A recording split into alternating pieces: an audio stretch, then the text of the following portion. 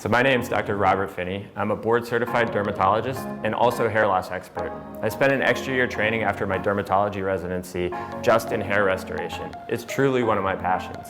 Hair loss is extremely common in women. Up to 50% of women will suffer from hair loss during their lifetime. The most common type of hair loss that we see in women, just like in men, is genetic hair loss. And typically there are multiple genes that are involved, but also the androgens that are circulating in our body contribute to miniaturization and loss of the hair follicles over time.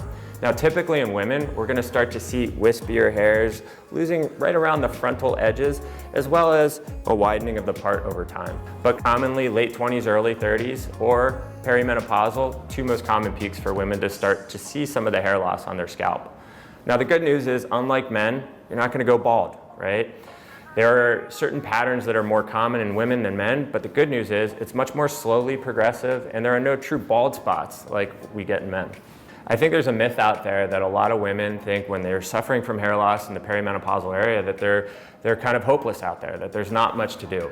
And that couldn't be further from the truth. There are a lot of things that we can do, and just like any time you see a hair loss, the earlier we intervene, the better the results can be. So as we age, just like our skin, it gets more fragile, thinner, we lose collagen, elastin. Our hairs are constantly cycling throughout our life. They go through growth phases for years, they go through resting phases, they have to regenerate. And all of our regenerative properties of our cells and our entire body, they get more fragile and not as efficient as we age. Now, if you catch the follicle when it's even thinned down, very thin, if you can catch it at that point, there's a great chance that we can regenerate. There's a great chance that we can thicken. I always tell patients, when we see a really good result, most of the time, it's actually taking a lot of miniaturized follicles with very tiny diameters and thickening them up to create more youthful, healthier hairs. Now, regrowing a hair once it's been gone, it gets a little bit tougher to do so. The longer a hair's been gone, the less likely we are that anything we throw at it is going to regenerate a follicle in that area. So really, we only have a chance as it's during that miniaturization process, or if it just recently fell out. It's a breath of fresh air with companies like Better Not Younger that are utilizing ingredients that are backed in science, that have studies to prove that they work just as well as some ingredients that have been proven and long-standing for hair loss, but they package them in a way that's not only more effective, it's also easier to comply with. So it's great because anybody out there without having access to a doctor can access great ingredients. So as a dermatologist and just an ingredient nerd, anytime I recommend something, I want to be able to hang my hat on it. I wouldn't recommend something to a patient that I don't stand behind, that I don't trust. And the ingredients in Better Not Younger patches are great. Not only did they prove on their own in a scientific study that they worked for hair loss, that they helped to strengthen the hair, that they helped to create a better regenerative property there, but they also put them head to head against an ingredient, minoxidil, that we've had forever and we know works, right? And when they went head to head, that's a risk that they took, right? But they proved that it was similarly as helpful as minoxidil. It worked just as good.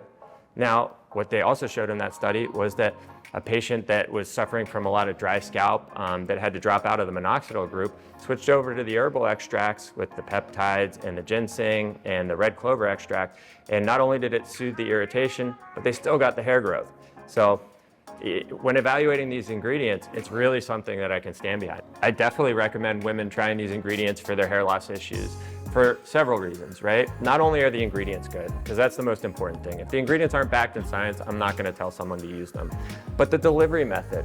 With the hydrogel in these patches, it really forces these active ingredients right down to where we want it, at the base of that follicle, because that's where those regenerative cells are. That's what we need to refresh. We need a better blood supply for them.